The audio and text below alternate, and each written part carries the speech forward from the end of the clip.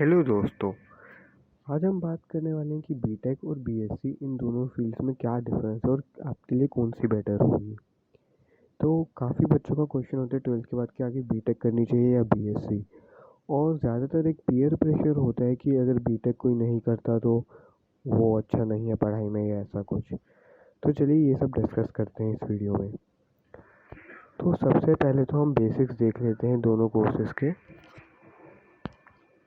तो जो हमारा बीटेक है वो है एक 4 ईयर कोर्स, जबकि बीएससी यूजुअली 3 ईयर होता है। यानी आपको बीटेक कंप्लीट करने में 4 साल लगेंगे और बीएससी में 3 साल। ऐसा इसलिए क्योंकि बीटेक के लास्ट ईयर में थोड़ा इंटर्नशिप्स का होता है, प्रोजेक्ट्स वर्क का होता है, जो काफ़ी बेनिफिशियल होता है और जो बीएससी में एब्सेंट है। लेकिन होपफुली ये न्यू एजुकेशन पॉलिसी में चेंज हो जाएगा। सेकेंड पॉइंट है कि बीटेक एक प्रोफेशनल डिग्री है।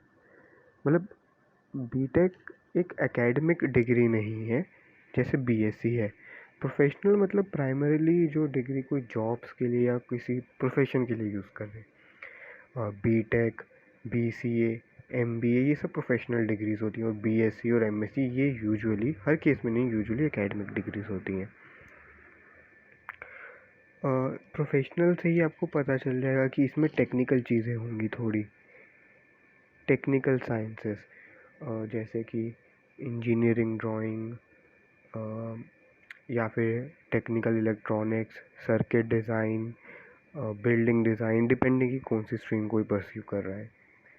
और इसमें ज़्यादातर प्योर साइंसेस होती हैं। प्योर साइंसेस में हम ज़्यादा साइंस की एप्लीकेशन पे नहीं बल्कि थ्योरी पे कंसर्न होते हैं। जैसे मैं एक छोटी सी एग्जांपल देता हूँ। से कोई इलेक्ट्रोडायनेमिक्स, इलेक्ट्रिसिटी एंड मैग्नेटिज्म है, तो बीएससी में ऑब्वियसली मैक्सवेल्स इक्वेशंस पढ़ाई जाएंगी जो बीटेक में भी पढ़ाई जाएंगी। बीएससी में मैक्सवेल्स इक्वेशन में इनकन्सिस्टेंसी थी जो, ये सब पढ़ाया जाएगा। लेकिन बीटेक में हल्का सा स्टेप आगे जाके मैक्सवेल्स इक्वेशन की एप्लीकेशंस, कि इससे वो कैसे यूज़ होती हैं एनर्जी ट्रांसफ़र करने में बिटवीन टू टावर्स। जो इलेक्ट्रिकल टावर्स हैं वो एसी वेव्स कैसे एनर्जी ट्रांसफ़र करती हैं, और ऐसी उनकी ज़्यादा एप्लीकेशंस होती हैं। अच्छा, अब इसके बाद जो अगला पॉइंट है वो ये है कि फ्लेक्सिबिलिटी काफ़ी रहती है बीटेक कोर्सेज में यूजुअली, और बीएससी रिजिड होते हैं। इसका मैं आपको मीनिंग समझा देता हूँ। जैसे मैंने डीयू से बीएससी है मेरी, तो मेरे सब्जेक्ट्स ऑलमोस्ट सारे फिक्स्ड हैं। आई थिंक टोटल 26 सब्जेक्ट्स होते हैं, सारे ऑप्शनल और मेन मिला के 20 to 26। इनमें से सिवाय 4 के सारे फिक्स थे। तो आपको समझ ही आ रहा हो कितनी कम चॉइस है मेरे पास। और उन 4 में से भी मेरे पास कंडीशन थी, जैसे ऑप्शनल की मैं बात कर रहा हूँ। अगर उन 4 में से एटलीस्ट मेरे पास 2 मैथमेटिक्स नहीं है तो मैं आगे एमएससी फिज़िक्स ही नहीं कर सकता। तो ऑब्वियसली यानी मेरे 2 वो भी फिक्स हो गए। तो ये एक नुकसान रहता है बीएससी में। जबकि बीटेक में आपको कंपलसरी सब्जेक्ट्स दूसरी स्ट्रीम से भी, जैसे आई थिंक आईआईटीज़ में भी इकोनॉमिक्स एक सेमेस्टर कंपलसरी है, साइकोलॉजी भी आई थिंक एक सेमेस्टर कंपलसरी है। तो एक एक्सपोजर मिलता है ह्यूमैनिटीज़ और सोशल साइंसेस के फील्ड में, जो बीएससी में अगर आप लेना चाहें तो यू विल रिस्क की एमएससी की आपकी एलिजिबिलिटी। इसके बाद की पाथवे क्या है कि हम कैसे जाते हैं। ज़्यादातर जो अच्छे कॉलेजेस होते हैं वो जेई मेंस या एडवांस कंसिडर करते हैं। साथ में कुछ जैसे बेट्स या और प्राइवेट कॉलेजेस के अपने टेस्ट होते हैं, वो अलग है। तो जेई मेंस और एडवांस का कंपटीशन आपको पता ही है, लेकिन लोगों को ये नहीं पता कि बीएससी में भी काफ़ी कंपटीशन है। बीएससी के लिए जेई एडवांस भी चल जाता है, मैं अभी बताऊंगा कहाँ कहाँ। KVPY और जो ओलंपियाड्स एंड टेस्ट होते हैं। और द मेन इज़ ट्वेल्थ का मेरिट, ट्वेल्थ में आपके कितने परसेंटेज है। अब इस चीज़ में लोगों को ये नहीं पता कि जो ट्वेल्थ का मेरिट है वो बहुत बच्चों के बहुत अच्छे आते हैं। मतलब ठीक है, इसमें आप अगर आप मेंस में देखें, या मेंस में से 7 से 10 हज़ार बच्चे आउट ऑफ 12 लाख ये आईआईटी में जाते हैं। लेकिन एनआईटी भी हैं, और जैसे डीटीयू है, सेंट्रल यूनिवर्सिटीज़ आई थिंक एक दो और हैं, और स्टेट यूनिवर्सिटीज़ हैं जो इंजीनियरिंग कोर्सेज ऑफ़र करती हैं। और डीयू खुद भी एक दो इंजीनियरिंग कोर्स ऑफ़र करता है। तो इतना कंपटीशन है, लेकिन इसमें भी काफ़ी कंपटीशन है। लैक्स में ही स्टूडेंट्स अप्लाई करते हैं और सिलेक्ट होते हैं आई थिंक 40,000 के अराउंड DU में। अब इसमें से आप देख लीजिए सभी स्ट्रीम्स के मिला के, तो फिज़िक्स के होंगे 5 से 6 मैक्सिमम 1000। तो सारे मिला के अच्छे कॉलेज की जैसे DU, आइसर्स, IISc में भी थोड़ी सीट्स होती हैं। कुछ स्टेट यूनिवर्सिटीज़ भी काफ़ी अच्छी हैं, जादवपुर यूनिवर्सिटी काफ़ी अच्छी है, कलकत्ता यूनिवर्सिटी, मिला के रफली उतना ही 12-15,000 आ जाता है। तो सीट्स में ज़्यादा फ़र्क नहीं है। अच्छा, ये BSc फिज़िक्स की बात कर रहा है अगर, लेकिन बाकी फिज़िक्स करें तो थोड़ा सा ईजी है। अब देखते हैं कि कौन से इंस्टीट्यूट्स हैं। ऑब्वियसली सबने ही सुना है IITs, NIT, प्राइवेट में बिट्स है, इसके अलावा IIIT भी हैं कुछ अच्छे। तो ये मेन इंस्टीट्यूट्स हैं जो बच्चे, लेकिन एम सारे IIT करते हैं या NIT, और स्टेट यूनिवर्सिटी जैसे DTU तो है ही। इसमें जो मेन है रहता है वो रहता है सेंट्रल यूनिवर्सिटीज़। जैसे इंडिया की सबसे अच्छी अंडर ग्रेजुएट के लिए सेंट्रल यूनिवर्सिटी है DU।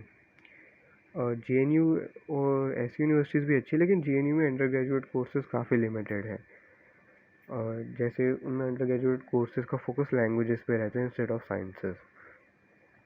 तो DU मेन रहता है। DU में काफ़ी कॉलेजेस हैं, अराउंड 80 कॉलेजेस हैं, और 40-50 तो आई थिंक फ़िज़िक्स ऑफ़र करते हैं, फ़िज़िक्स और बाकी sciences. Hindu College, Stephens, Miranda, ये 3-4 इलीट कॉलेजेस कहते हैं, लेकिन रफली सारे कॉलेजेस सेम हैं। जो जितने पुराने, मतलब थोड़े नए कॉलेजेस में हो सकते हैं अभी ड्रॉबैक्स, प्रोफेसर और लैब्स का, लेकिन पुराने कॉलेजेस रफली ज़्यादा फ़र्क नहीं है एक्सेप्ट पीयर ग्रुप का। इसके अलावा आइसर्स लोगों को पता नहीं होता, मुझे भी काफ़ी देर बाद पता चला था, मतलब मैं 12th के बाद ही। आइसर्स बहुत ही अच्छा ऑप्शन है अगर आगे आपको रिसर्च करनी है। आइसर्स में आपको BS MS इंटीग्रेटेड मिलती है 5 साल की,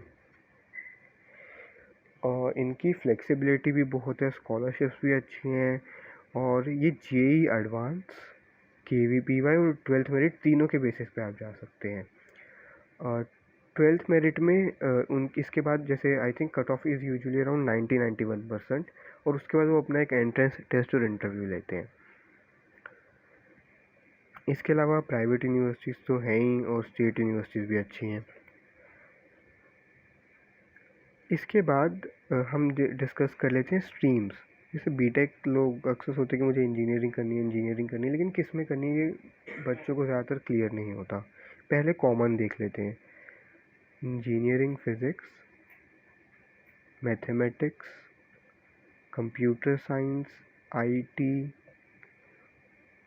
केमिकल इंजीनियरिंग, ये सारी जो है रिलेटेड है, मतलब काफ़ी फ़र्क है, लेकिन दीज आर द रफली इंजीनियरिंग इक्विवेलेंट ऑफ जो BSc डिग्री में अभी बता रहा हूँ, फिज़िक्स या अप्लाइड फिज़िक्स।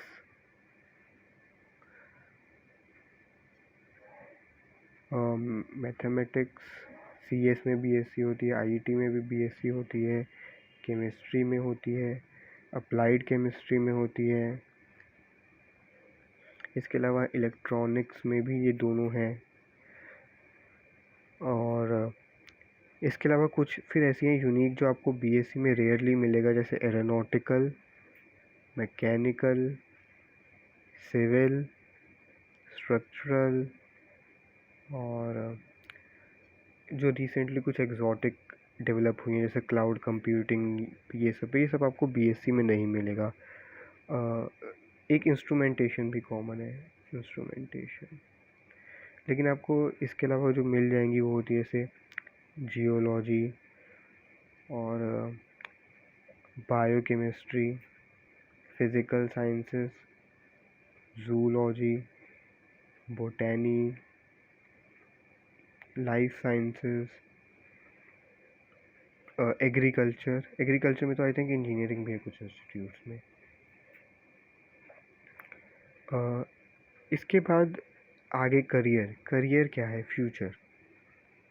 तो बीटेक के बाद, बीटेक देखिए सच है, ये बीटेक काफ़ी अच्छा जो पोर्शन है लोग वो इसलिए करते हैं कि उनकी फाइनेंशियल सिक्योरिटी होगी। तो इसलिए द फर्स्ट इज़ जॉब, पहली प्रेफरेंस लोगों की यही रहती है। सेकंड प्रेफरेंस रहती है कुछ लोग जिन्हें आगे पढ़ना है वो एमटेक और शायद कभी कभी पीएचडी। इंजीनियरिंग में पीएचडी काफ़ी कम ही लोग करते हैं लेकिन कम ये करते हैं। और इसके अलावा काफ़ी लोग एमबीए में भी जाके फिर वापस जॉब में, क्योंकि एमबीए से उनकी क्रेडिबिलिटी और इम्प्रूव होती है। अगर हम बीएससी की बात करें तो बीएससी में मेजॉरिटी बच्चे या तो मास्टर्स करते हैं, क्योंकि बीएससी उतना एम्प्लॉयबल डिग्री नहीं है। बीएससी के बाद आपको कोई महीने की 50,000 की जॉब मिलना भी मुश्किल है, अनलेस आप काफ़ी स्किल्ड है। और स्किल्ड मतलब अपनी फील्ड में नहीं, आसपास की फील्ड में भी। एमएससी प्लस पीएचडी भी एक अच्छा पोर्शन करता है।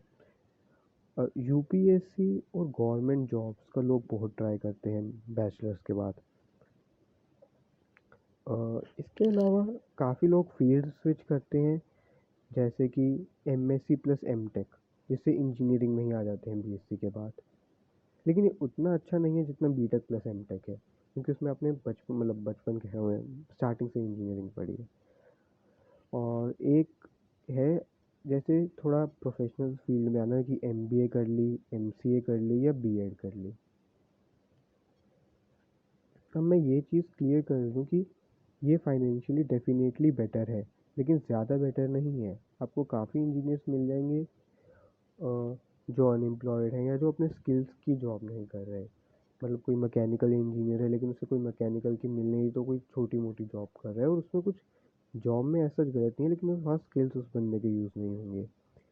ये फाइनेंशियली डेफिनेटली वीक है, इतने अच्छे पैकेजेस नहीं मिलते। बैचलर्स प्रोग्राम में बीटेक के अलावा इकोनॉमिक्स ऑनर्स और कॉमर्स ऑनर्स और कंप्यूटर साइंस ऑनर्स, ये 3 डिग्रीज को अच्छे पैकेजेस मिलते हैं। कभी कभी मैथ्स या आईटी इन सब को मिल जाते हैं, लेकिन नॉर्मली नहीं। इलेक्ट्रॉनिक्स को भी कभी कभी, और लेकिन इनके पैकेजेस काफ़ी कम है। लेकिन ये चीज़ है क्योंकि फिर ये डिग्री बनी ही प्रोफेशन के लिए नहीं है, ये भी आपको देखना होगा। बीएससी तभी करिए अगर आप आगे जाना चाहते हैं रिसर्च में। अगर आपको पैसा कमाना है तो बीएससी अच्छा रूट नहीं है। बीएससी में भी आगे जाके पैसा है, लेकिन बीटेक इज़ फास्टर उस चीज़ में। तो इसके बाद एक लास्ट 2 फैक्टर रह गए हैं। Fees. BTech is very expensive, मतलब बीटेक आपको 8 से 10 लाख तो मिनिमम कॉस्ट कर ही जाएगा। अगर आप आईआईटी में पढ़ रहे हैं तब भी आई थिंक 8 लाख के अराउंड पड़ जाएगा आपको, और आईआईटी गवर्नमेंट इंस्टीट्यूट है तो बाकियों में तो आप सोच ही सकते हैं। बीएससी यूजुअली चीप होता है, तो मतलब बीएससी की जो फीस है वो हो जाती है अराउंड लेस देन 1 लाख। मतलब टोटल फीस कोर्स की 3 लाख, ये टोटल थी 4 सालों की। उसकी टोटल 3 लाख से कम होती है यूजुअली। जैसे मेरे कॉलेज की एवरेज 25,000 पर ईयर थी। डीयू के सभी कॉलेजेस की कम है, मेरे कॉलेज की जबकि थोड़ी ज़्यादा है। सबसे ज़्यादा स्टीफंस की 30-35 है आई थिंक, और बाकी हिंदू और मिरांडा इन सबकी 15-16,000 है, तो फीस तो बहुत ही कम है। अच्छा, इसमें हॉस्टल अलग से है, हॉस्टल या पीजी अगर आप करेंगे ये इंक्लूडेड नहीं है, और इसमें ये इंक्लूडेड है, ये एक चीज़ है। और हाँ, हॉस्टल मेस ये सब कंपलसरी होता है आईआईटीज़ में, ऑन कैंपस ही रहना होता है। एक लास्ट चीज़ जो बीटेक के वेरिएंट, मतलब बीटेक जैसी दूसरी एक काफ़ी अच्छी डिग्री है बीई। अब तो इंडिया में कम चलती है, बैचलर ऑफ इंजीनियरिंग पहले काफ़ी चलती थी। तो बीटेक और बीई में कुछ खास फ़र्क नहीं है, मतलब बस नाम चेंज कर दिए। तो बीई भी एक अच्छा ऑप्शन है अगर किसी को कहीं बीटेक में नहीं मिलता है। ये भी इंजीनियरिंग ही, बैचलर ऑफ इंजीनियरिंग और BTech bachelor of technology. BSc का अच्छा है बीएस, बीएससी भी बैचलर ऑफ साइंस है, बीएस भी बैचलर ऑफ साइंस है, बस डिफरेंस यही है 4 ईयर की होती है। इसमें भी लास्ट ईयर रिसर्च या इंटर्नशिप्स में जाता है, जो काफ़ी बेनिफिशियल है स्टूडेंट के लिए।